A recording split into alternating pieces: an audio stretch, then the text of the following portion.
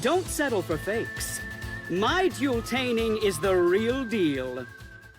Hey everyone, it's mekklord and this is my tier list for the February 2023 KC Cup. So here's how it's gonna work. Basically, this tier list is based on the expected propensity of decks in the top 100, maybe not even the top 500 if we're gonna be honest. So tier 1 decks are gonna be the decks that you're going to see the most, basically flooding the GLM pit. It's only going to be like these decks that show up the most, you know?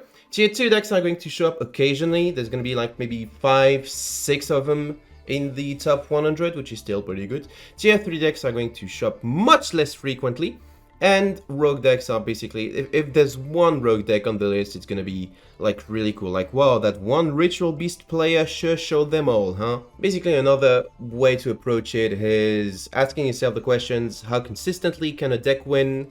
How fast can they win, which is a huge matter considering that you need to rack up points as quickly as possible, and how well do they do against better decks, for the case of, you know, lower tier decks that maybe don't win as consistently but have some very favorable matchups against one specific deck. So let's get started with the best deck of the format, the first of which is obviously mekk-knights. It's not even arguable that this is the best deck. It is able to access a variety, two floodgates. It is able to OTK on the crackback with the Galaxy Eyes line, or just by overwhelming you with strong beaters.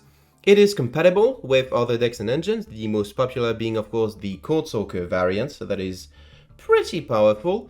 The couple of weaknesses that the deck has is that it is sometimes bricky going first. Maybe they don't open as consistently as they wish they would have without a proper field setup, and it is sort of weak to back row removal. Very specifically, there's no targeted hate against MST, for instance.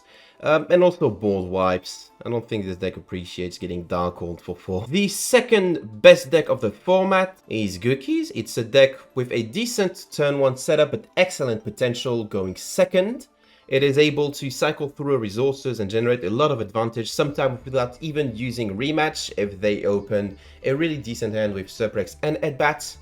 But as a combo deck, there are a couple of choke points that can be easily exploited against the deck should it go second and not have the removal necessary to take care of something like a Book of Moon on Suprex, or maybe a Crackdown on Jet Ogre, this sort of stuff. On to tier 2, starting with what I think is the third best deck of this kind of format, Galaxy Eyes. It is absolutely insane how much Photon Load cripples a lot of decks that don't have a convincing out to it. Even sometimes playing mekk-knights or goukis, it is going to be able to win against weaker hands.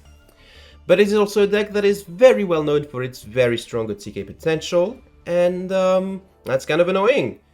But it's also a deck that tends to burn through its resources pretty quickly, and if you manage to survive their first turn with a battle phase, you basically win the game, because there's no real comeback ability from this deck. Keep in mind, however, that it is also able to make you a Xenophon, which is a pretty good floodgate on its own against graveyard-centric decks such as Goukis, Rockets, Salamangreat, this sort of stuff. And no, there's more to this deck that meets the eye. Speaking of, Salamangreat is still a very competent deck in this format. It wins by basically out-resourcing you and winning in the grind game. You know, it's a deck that is very resilient, very good at never running out of cards in their hands, and able to access a couple of good generic killing bosses or rank 4 options in order to close out the game. Bolo Dragon was really a boon for this deck. However, it is also pretty weak to disruption itself, and no longer has access to some very potent disruption of their own, meaning that they have to hard draw it, which, you know, is not always guaranteed. Despite this, Salamangreat is still a deck to be on the lookout for. Hero, and by hero I mean all the hero variants because I can't be bothered, is a deck that has a very strong TK potential as well. Notice how some things keep returning, and these things in specific are really good for the KC Cup format. But it's also a deck that tends to struggle with making a convincing board 1 option. I think the best hero variant at the moment is the Clock Tower version of the deck, but this one is also kind of bricky because you're playing two very different decks, one of which is pretty decent and the other of which doesn't like getting MST'd. On to tier 3 in no particular order. I'm just going to go quickly over each and every one of these decks and then we'll be done with the video.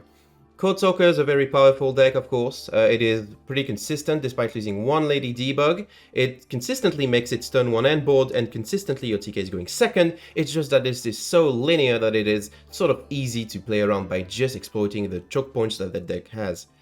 Infernoids, I don't think are particularly good against mekk-knights or goukis. It's a deck that really struggles against Graveyard Hate, which is going to be really common in this format, but it is also a deck that has a very favorable matchup against Salamangreat and Galaxy, so it's still on the radar. Burning Abyss, huge fan favorite. I expect this deck to show up a couple of times in your matches.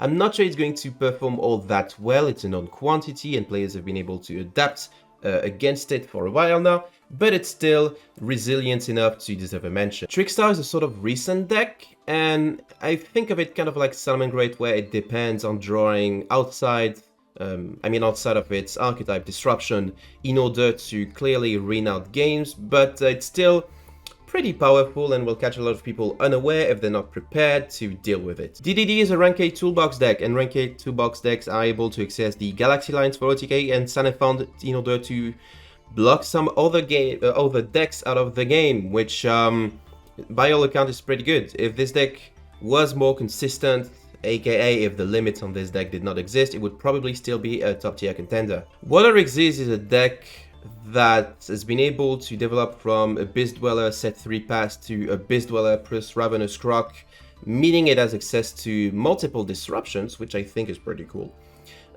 And Abyss Dweller is still a crippling card against some very specific deck, but this deck is combo based and therefore will lose out a lot to disruption going second, and has no convincing outs, or protection rather, against Dark Hole. Phantom Knights is a pretty strong, pretty durable deck, but it is also a deck that depends on the graveyard for its plays, and you know, as I've pointed to a lot, graveyard disruption is really easy to access and to manipulate, and despite Phantom Knights also being a fan favorite, I don't see it outperforming the top dogs of the current meta. And last but not least, Rockets, I think they deserve a mention. I also think of them as a Salad Light kind of deck, you know, that is able to cycle through resources, except it's a bit more aggressive and less dependent on outside tech, except for the fact that you need to draw Dragon's Mirror or Rapid Trigger in order to access Warlord Furious Dragon, which is clearly the best one option for the deck.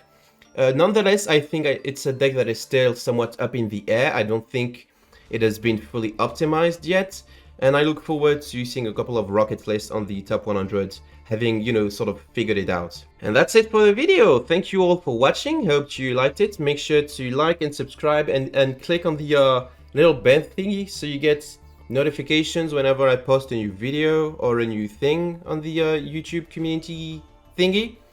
Let me know what decks you are thinking of bringing into this KC Cup. I don't think there are right answers, but I think there's a lot of wrong answers, and I'm going to judge you for them. And yeah, no, thank you for your time. Have a good day, and take care, everyone. Bye-bye.